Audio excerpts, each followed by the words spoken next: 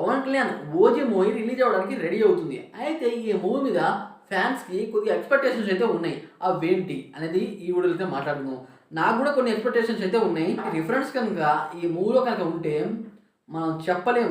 ఆ రకంగా ఈ మూవీ అరాచకం క్రియేట్ చేస్తుంది. ఫస్ట్ ఆఫ్ ఆల్ భయ్యా, ఈ మూవీకి బీభత్సంగా ఉండాల్సింది ఏంటంటే స్టోరీ. స్టోరీ అన్నమాట డైరెక్టర్ సుజిత్ చాలా మంచిగా ప్రజెంట్ చేయాలి. ఎలా ప్రజెంట్ చేయాలి అంటే సింపుల్గా అర్థమైపోవాలి. స్టోరీ ప్లాట్ చాలా మందికి ఎక్కేయాలి. అలా ఎక్కేస్తే మూవీ నచ్చిందిరా అని ఫీల్ అవుతారు. ఒకవేళ మూవీ నచ్చకపోయినా సింపుల్ స్టోరీ ప్లాట్ సింపుల్గా చెప్పవచ్చు అన్నమాట చాలా మంది అయితే ఫీల్ అవ్వాలి. ఆ రకంగా స్టోరీ ప్లాట్ అయితే డైరెక్టర్ సుజిత్ అయితే మెయింటైన్ చేయాలి. ఇంకోటి ఏంటంటే ఈ మూవీలో చాలా హైలైట్ సీన్స్ అయితే ఉన్నాయి. చాలా చాలా క్లోజప్ షాట్స్ అయితే ఉన్నాయి. అయితే ఆ షార్ట్స్ అనమాట వచ్చేటప్పుడు మ్యూజిక్ డైరెక్టర్ తమన్ అయితే ఆ సీన్స్ని లేపిదంగా వేయాలి. ఆ రకంగా తమన్ ఆ సీన్లలో బీజియం అయితే ఇవ్వాలి. ఎందుకంటే ట్రైలర్లో ఎటువంటి బీజియం ఇచ్చాడు, అలాగే సాంగ్స్లలో అనమాట ఎటువంటి లిరిక్స్ రాశాడు, ఆ లిరిక్స్ తగ్గట్టు మ్యూజిక్ ఎలా ఇచ్చాడు, అలాంటి టోన్స్ అనమాట మూవీలో పక్కాగా ఉండాలి. ఉండకపోతే తమనే తిడతారు, మూవీ టీంని అయితే తిట్టరు. ఎందుకంటే మూవీలో చాలా హైలైట్ సీన్స్ ఉన్నాయని మనకి ఒక సాంగ్లో తెలిసింది, అలాగే ట్రైలర్లో తెలిసింది. దాని కారణంగా తమనైతే 100కి 200 ఇవ్వాలి అనమాట పక్కాగా ఇస్తున్నాడు అని నాకైతే తెలిసింది. ఎందుకంటే మనకి ఇది చాలా పెద్ద మూవీ. ఈ మూవీ సక్సెస్ అయితే అతనికి మంచి మంచి అవకాశాలు అయితే వస్తూ ఉంటాయి. ఇంకోటి ఏంటంటే మన పవర్ స్టార్ పవన్ గారికి మార్షల్ ఆర్ట్ అంటే చాలా ఇష్టం, చాలా తెలుసు. అతను అనమాట మార్షల్ ఆర్ట్లో చాలా నైపుణ్యం కలగవాడు. అయితే ఆయన మార్షల్ ఆర్ట్ గురించి మనం ఏ మూవీలోనూ చూడలేదు. కొన్ని సీన్స్ అయితే చూసాం, అవి చిన్న చిన్న సీన్స్. కానీ డైరెక్టర్ సుజిత్ వాటి కోసం ఈ మూవీలో కొన్ని సీన్స్ కనుక రాస్తే, అంటే మార్షల్ ఆర్ట్ ఉండే అవకాశాలు కనుక ఉంటే ఈ మూవీలో అవైతే చాలామందికి బాగా నచ్చుతాయి.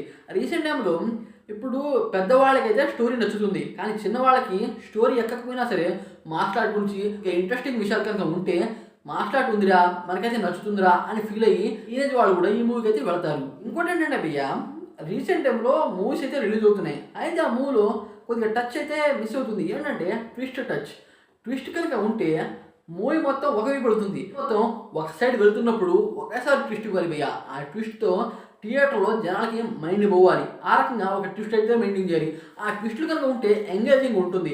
ఎంగేజింగ్గా ఉండడం కారణంగా చాలామంది ఇంకా చూడాలా అనేది ఫీల్ అవుతారు. ఇంకోటి ఏంటంటే పవర్ స్టార్ పవన్ గారు డబల్ లుక్లో అయితే కనబడుతున్నారు. ఒకటేమో టీనేజ్ లుక్లో, ఇంకోటేమో అజ్ఞాతవాసం కంప్లీట్ చేసుకున్న తర్వాత వచ్చే లుక్.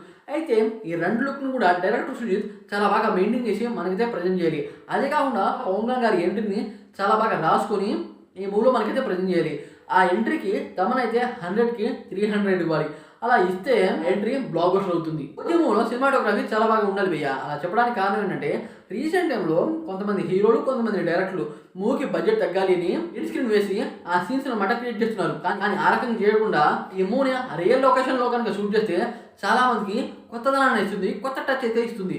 దానివల్ల కొద్దిగా ఇష్టపడతారు. ఇదైతే ఈ మూవీలో ఉండే మెయిన్ ఏంటంటే మూవీలో పవన్ కళ్యాణ్ గారి ట్రాక్ మాత్రమే ఉండాలి, ఇంకెవరి ట్రాక్ అయితే ఉండకూడదు. రీసెంట్ టైంలో కొన్ని సినిమాలు అయితే వస్తున్నాయి. అయితే ఆ సినిమాలలో విలన్ ట్రాక్ కాకుండా తన ఫ్రెండ్ ట్రాక్, అలాగే తన మదర్ ట్రాక్, అలాగే ఇంకొంతమంది ట్రాక్, ఇలా ట్రాక్లు పెట్టడం కారణంగా మూవీ వెళ్ళే విధానం మారిపోతుంది. ట్రాక్ వైపు చాలామంది అయితే వెళ్ళిపోతారు.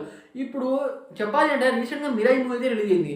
అయితే మిరాయి మూవీలో పోలీస్ ట్రాక్ అసలు అవసరం లేదు. పోలీసులు ఉండడం కారణంగా ఎటువంటి లాభం లేదు. అటువంటి ట్రాక్ అయితే ఉండకూడదు. అటువంటి ట్రాక్ ఉండడం కారణంగా సైడ్ ట్రాక్లో వెళ్ళిపోతుంది మూవీ.